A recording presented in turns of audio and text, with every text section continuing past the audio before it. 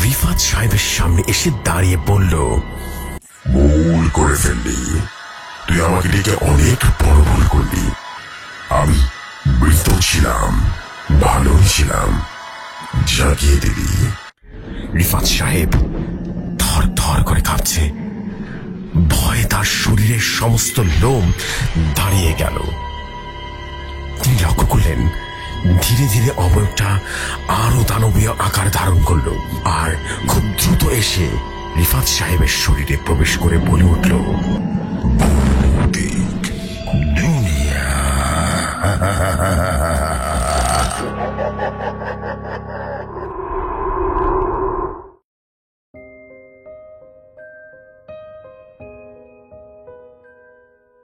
আজকের গল্প ভয়ঙ্কর বরণবান। গল্পটি লিখে পাঠিয়েছেন তানভীর হাসান।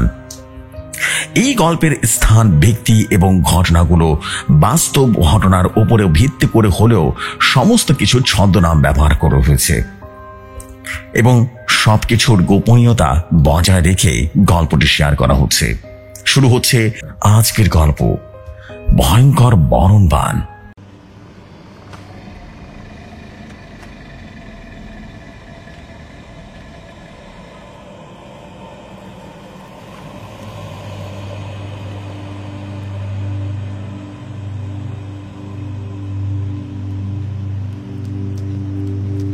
আমি তানভীর হাসান।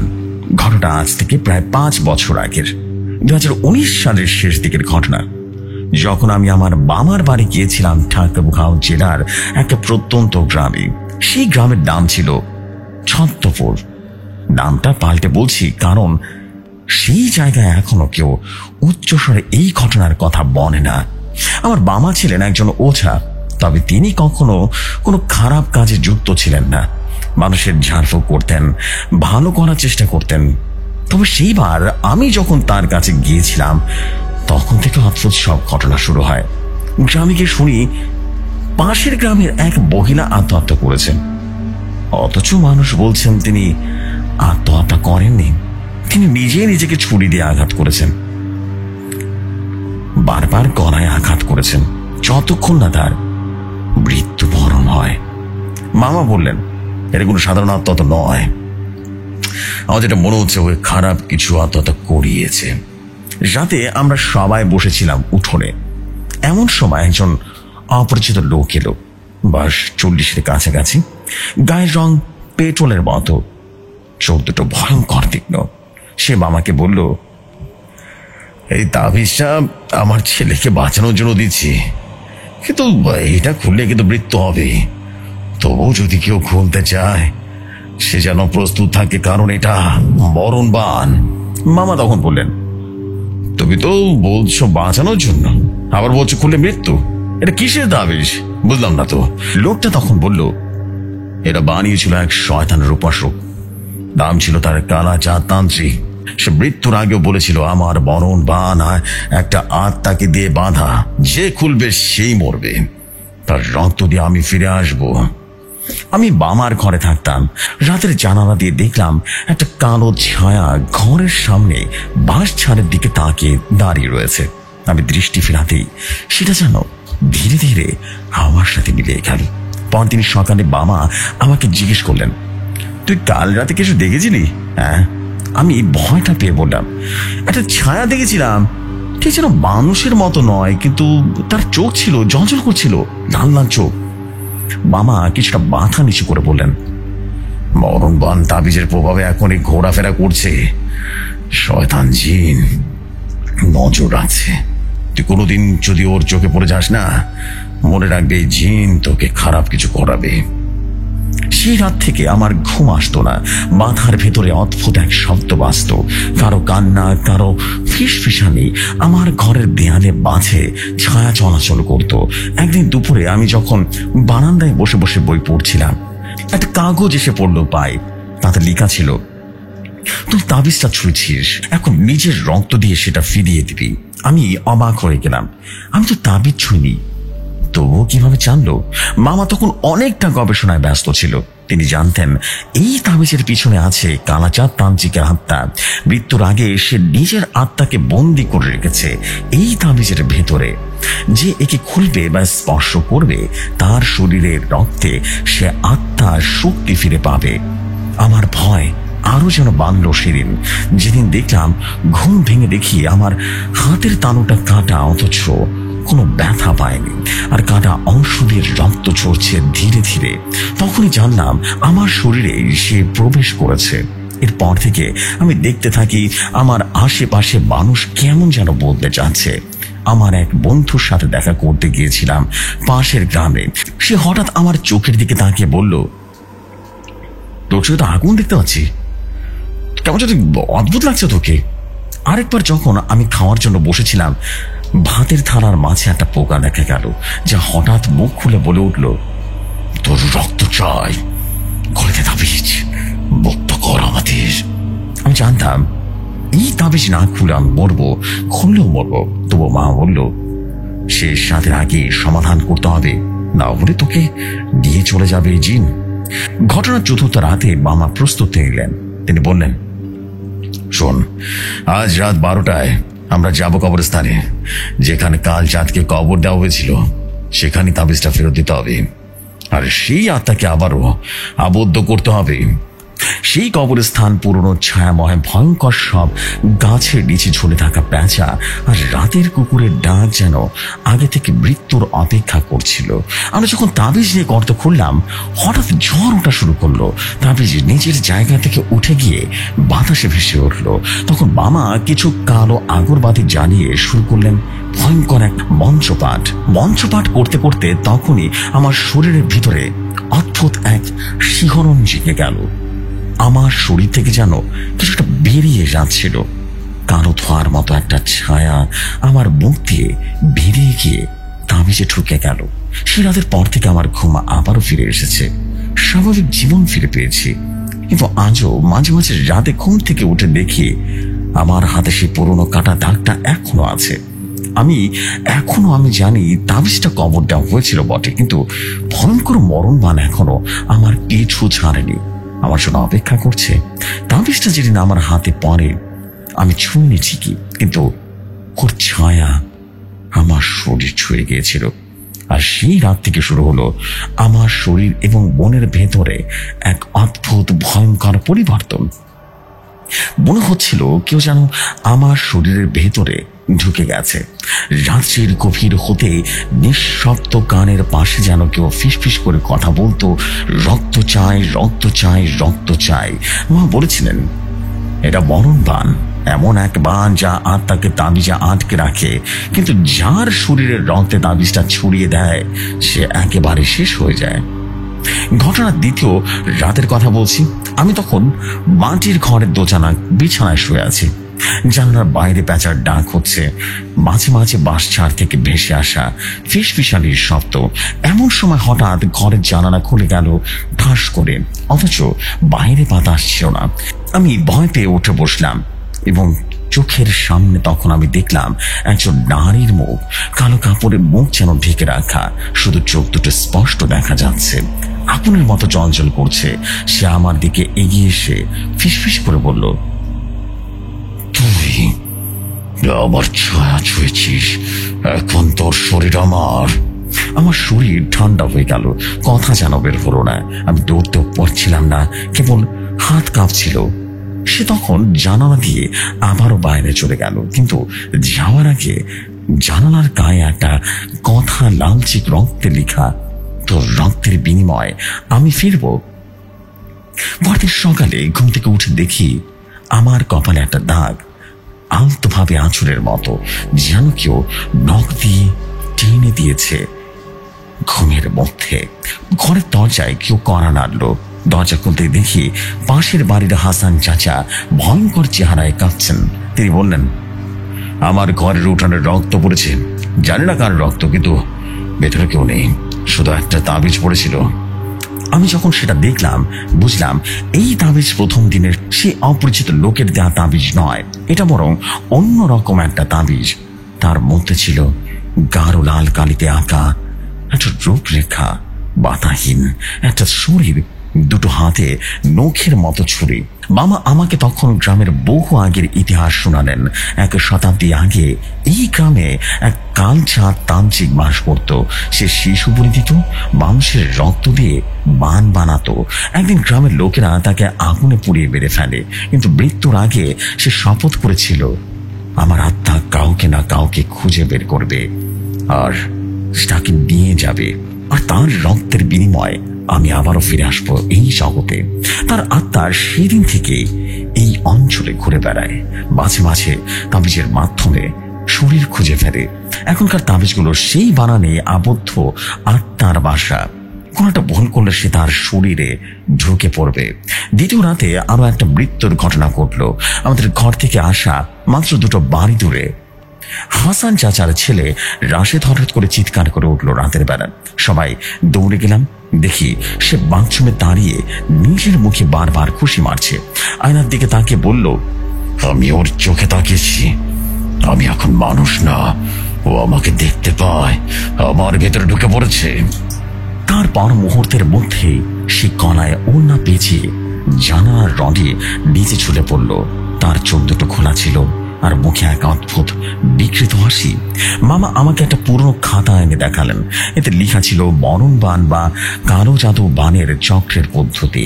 তাতে বলা ছিল, বানটি তাবিজে আটকে রাখার জন্য কোনো রক্ত অভিশপ্ত আঁকতে হয়, কিন্তু তাবিজের বাধা আত্মা যদি সেই রক্তদাতার ঘরে প্রবেশ করে, সে শুধু শরীর নয়, পরিবারের সকলকে ধ্বংস করতে সক্ষম হয়। মনে পড়লো, আমি তো নিজেই একদিন মজা করে তাবিজের ছায়া হাত দিয়ে স্পর্শ করেছিলাম, এবং সেই রাতে অশরীরে আমাকে বলেছিল, তোর রক্ত চাই। মামা একমাত্র উপায় খুঁজে পেলেন, তাবিজ আবার আগুনে পুড়িয়ে দেয়া।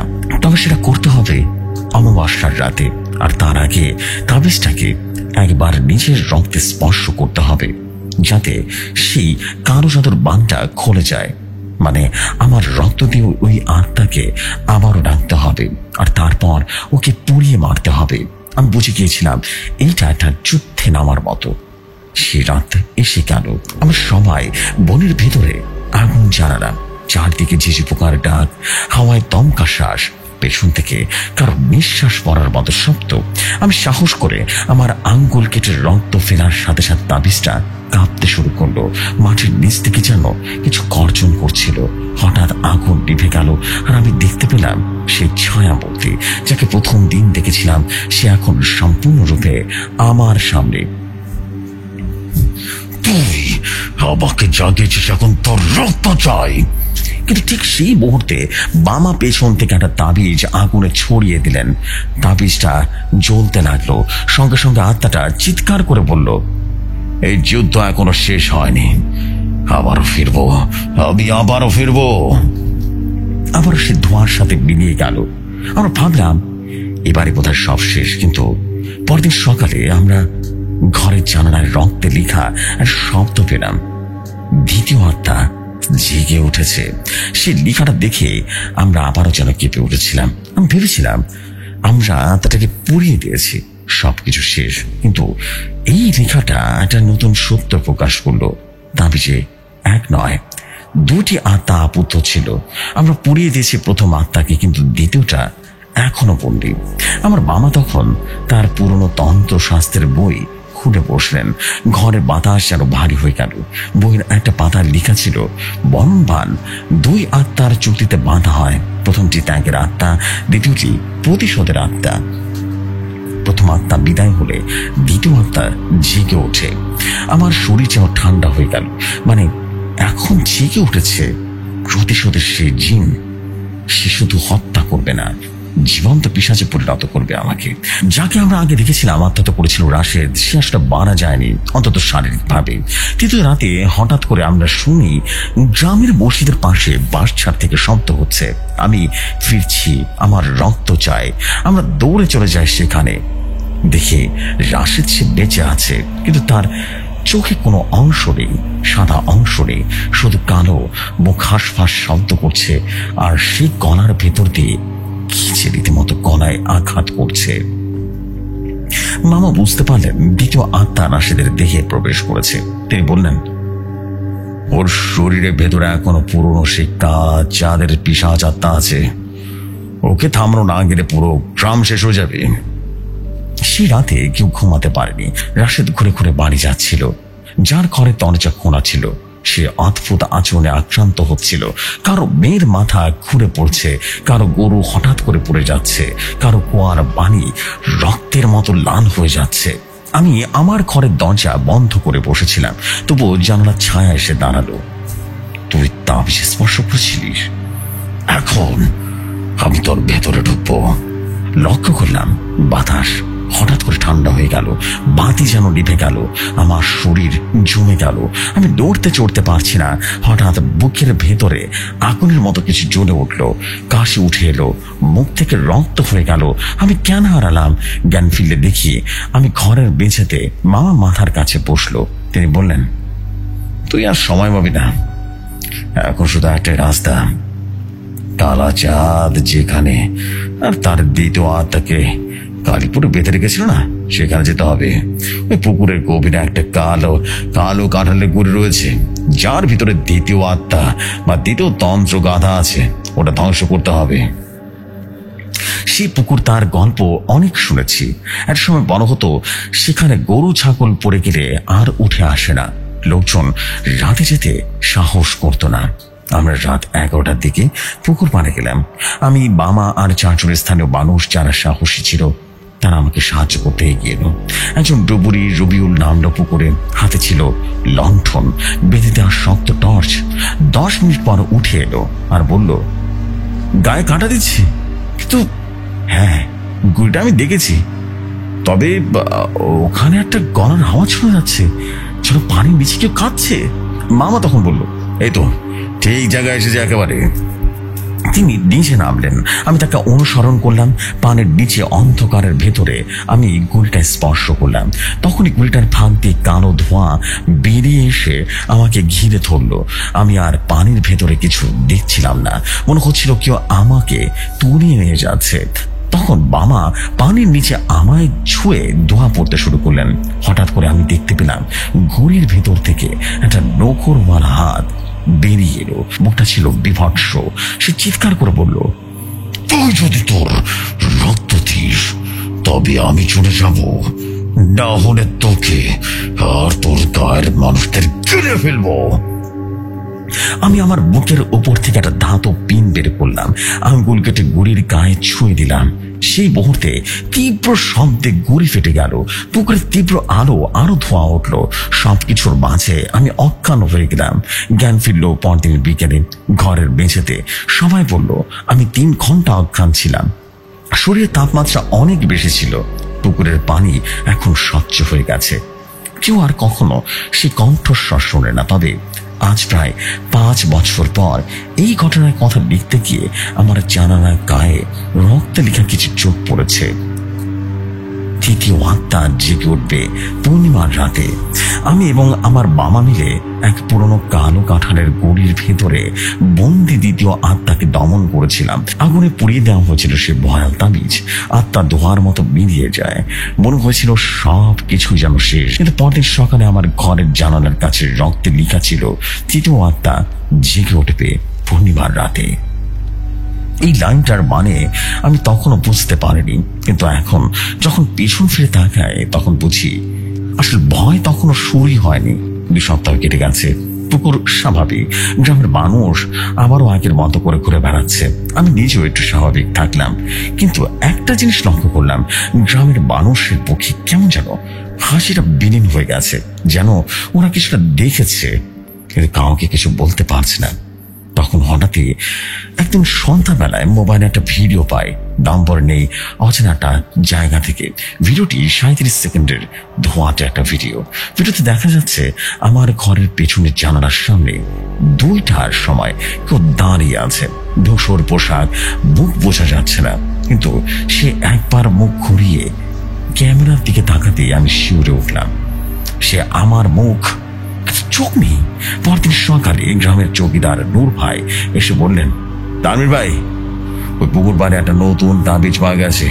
অদ্ভুত জিনিস, কাদা মেখে বানানো, কিন্তু গন্ধ আসে পোড়া মাংসের মতো। আমি সেটা পরীক্ষা করতে গিয়ে যা পেলাম তাতে আমার পায়ের নিচ থেকে মাটিটা সরে গেল। তবে সেটা পেছনে লেখা ছিল, এই তৃতীয় আত্মা নিজের শরীর চায় যে তাকে সৃষ্টি করেছিল, তার উত্তরাধিকারী হবে তার পাত্র। মামা সবকিছু বুঝে গেলেন। তিনি চুপচাপ আমার দিকে তাকিয়ে বললেন, তুই সেই আত্মার উত্তরাধিকার। পরদিন রাতে মামা আমার দাদার পুরনো কাগজপত্র ঘেটে একটা চিঠি খুঁজে পান। সেটা আমার বড় দাদার লেখা। সেখানে লেখা ছিল, আমি কালাচাঁদকে তার শেষ শিকারে ঠিকানা দিয়েছিলাম, বিনিময়ে আমার ছেলের প্রাণ রক্ষা পেয়েছিল। সেই ঋণ আজও রয়ে গেছে। আমি বুঝলাম আমার পূর্বপুরুষ তান্ত্রিক কালাচাঁদের সহকারী ছিল, যে এই ভয়ঙ্কর কালো জাদুটা বা মরণ বানটা, যে বান আমি আজ পিষে ফেলেছি, সে এক সময় আমার রক্তের সুরক্ষা ছিল।